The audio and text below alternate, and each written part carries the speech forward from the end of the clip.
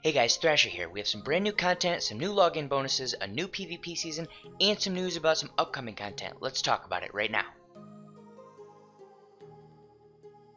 Okay, first things first, it's a brand new PvP season, so make sure to go over to the PvP area and get your rewards. This is the first season where if you make the top 10,000, you get a bunch of bonus crystals. Make sure to pick that all up. Now, next thing we should do is talk about Sidestep. Sidestep has not been adjusted yet. It's still in its original state. So let's go into the news now and start looking at some other things. We will come back to the Sidestep thing in just a minute as we go through these. So let's start at the very bottom here. We have a game update announcement. We go into details. We see that there's a new book to part 2 of the story. It is normal mode. We did not get a hard mode. It's not the best experience in the game. The best experience in the game is still part 1. Book 5, Chapter 6 of hard mode. There are 9 missions, 8 of them are combat missions, nothing crazy going on there. I can show it to you real quick just if you want to see it. It is right here, story, and then we select story, we go to part 2, book 6, chapters 1 through 9. Chapter 1 is a non-combat mission, and that's pretty much it for that. Nothing crazy there. So let's go back to the news again, and let's work our way up here. So the next big thing is, this is actually not new. This is just talking about the Chrono Crystal sales. This is new. This is on the 22nd. After the Napa event ends, we're going to get the Frieza event back. So that's cool if you need any equipment from there. And then the next thing is the Scout Battles for Frost. So this is a pretty standard.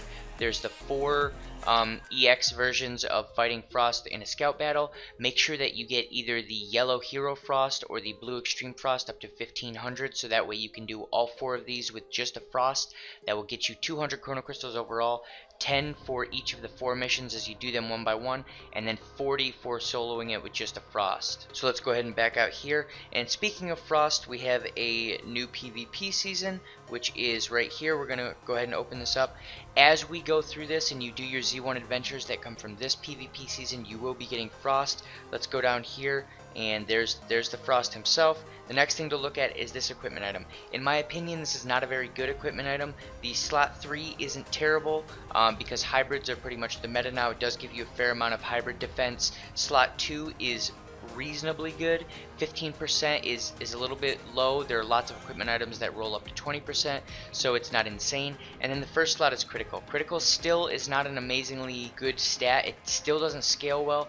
They probably need to change how crit works in the game. If what they do with crit is change it in the future so that rather than just giving you a 25% damage bonus, it also removes the type advantage or type disadvantage factor. So let's say you're a blue attacking a green, normally you'd only take 50% damage, but if you crit, you do normal damage plus the 25%. That would make a huge difference to crit. They should do something like that, and that would actually make it scale well. So right now, this is not a great equipment item.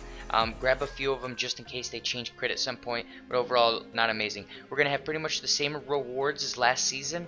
You're going to get 300 Chrono Crystals just for going through all of the standard missions, which is, I believe, play 15 times, get 10 wins, something similar to that.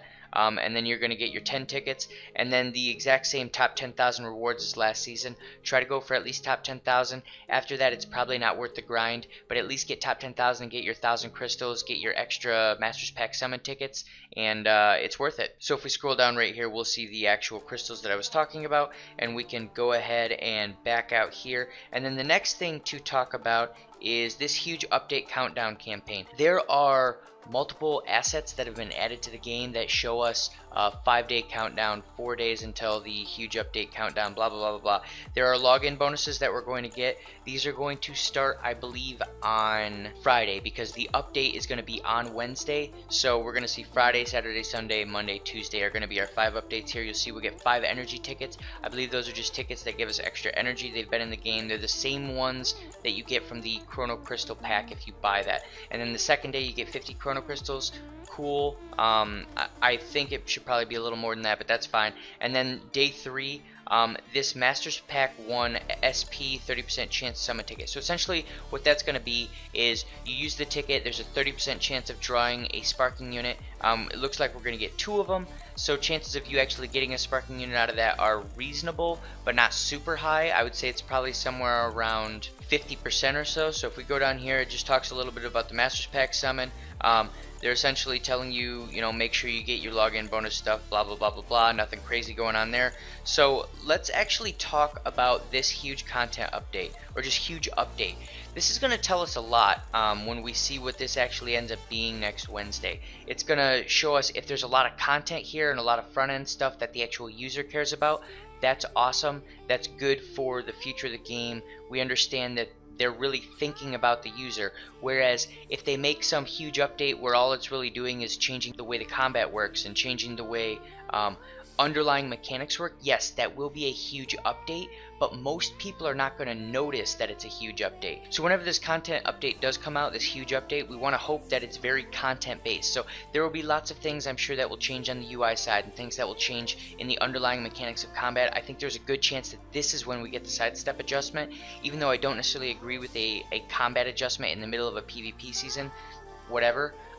The main thing I want to see here is a lot of content, and hopefully even some new game types. I think that would be huge. So the big problem right now is that the game is just starting to get a little stale. The PvE side, it's pretty much the same thing over and over again. New story comes out, we get a little bit of story, and we just do these combat missions that we can roll through no problem. As far as the scout battles, the event battles, it's the same thing over and over again. I'm hoping that we get some type of new game type, whether it's some type of a challenge tower where you bring your 3 units and you have to see how far you can go in the tower, whether it's some type of a raid where you have a huge boss with different mechanics that you have to beat. Maybe it's some type of cooperative thing.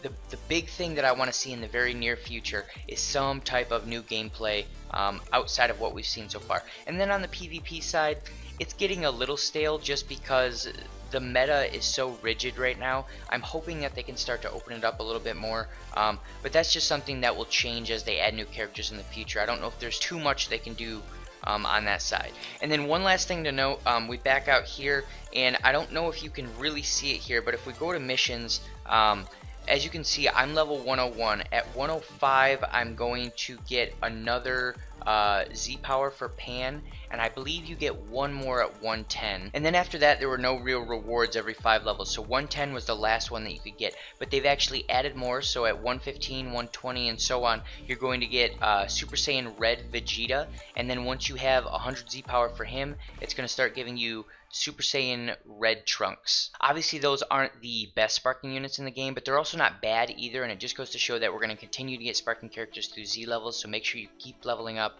and doing your missions to get your Z levels up higher. And that's pretty much it for this video. If you guys think I missed anything, if you think you want to add anything, throw it down in the comments. Let's talk about it. And if you like this content, make sure to like and subscribe, and I'll see you in the next video.